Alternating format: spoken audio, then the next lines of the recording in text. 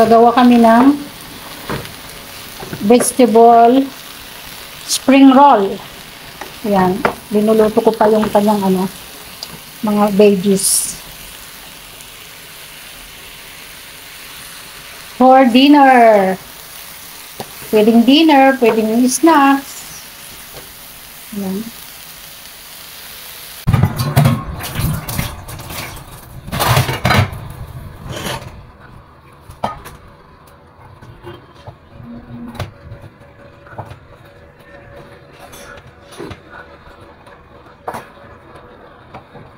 Guys, naluto na yung gawin namin na spring rolls. Ang dami, oh. Yan, paborito namin yan. Pwedeng ulamin. Pwede namang siyang balutin na lang namin tapos ilagay namin sa fridge. Pag gusto na namin kumain, doon na namin niluluto. Hindi naman yan nasisira pag sa mismong fridge niya. Kasi nasasayang yung mga vegetables, hindi naman namin naluluto. Kaya yan. Yan ang naisip ko na paraan. Babalik na naman ako sa kusina, guys. Ayan, magluluto ako ng spring rolls. And ito yung meron kami. Ito yung nabili ko na pangbalot.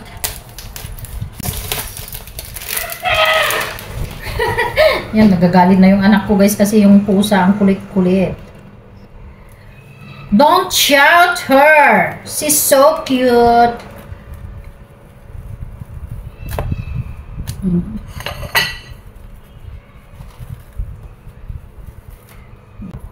Medyo maano lang ito, matrabaho pero ewan, basta this is my favorite. Spring roll, Shanghai lumpia. Oh my gosh, I miss those food. Pag yung may handaan sa Pinas, ito yung una kong kinakain kasi masarap. Tapos isawsaw mo sa suka na may bawang. Oh my gosh. Sobrang sarap yun, guys. Mahirap lang ang magbalot. Yung mga nambibili dito na pambalot, maliliit. Hindi gaya sa Pinas, yung bilog-bilog. Pwede namang gumawa ng sarili. Kaso nga lang, I don't have flour. So, ito na lang ang bibilihin. Maliliit naman ito. Meron naman kasi yung malalaki. Bakit kasi itong maliliit naman ang binili ko? Pasaway na matanda. Ay, pasaway na matanda.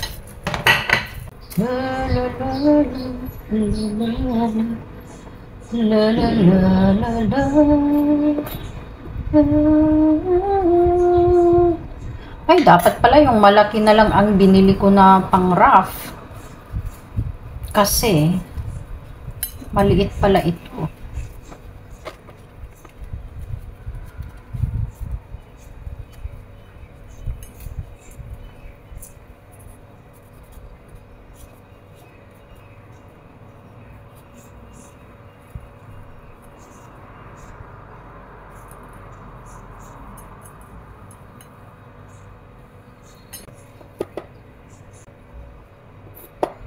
Lagyan din natin ng carrots. Para naman, parehas sila na may carrots.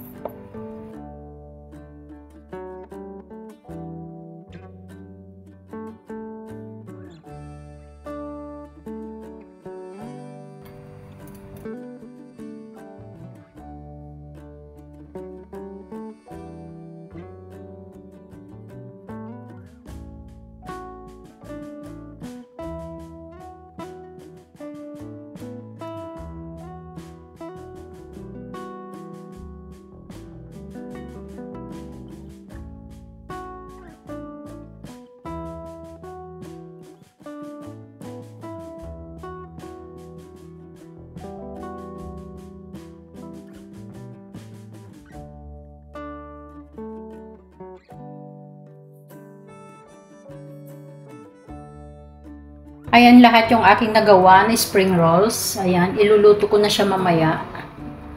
And gagawa din ako ng bread roll.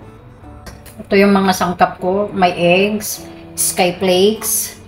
Ayan, yung ating peach.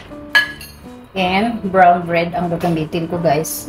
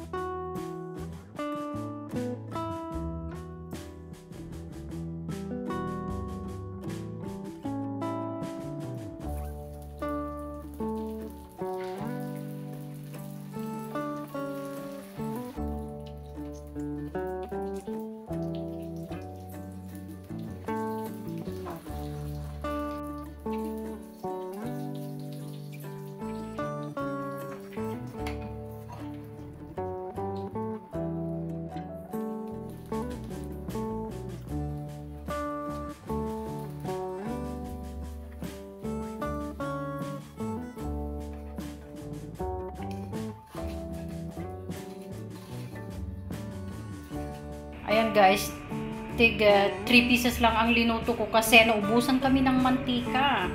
At ito naman, hindi ko siya nabalot kasi kulang yung pambalot. At ito naman, yung natira, lutuin na lang namin pag may pambalot na. And this is also, maybe later I will cook kasi pupunta kami ng supermarket.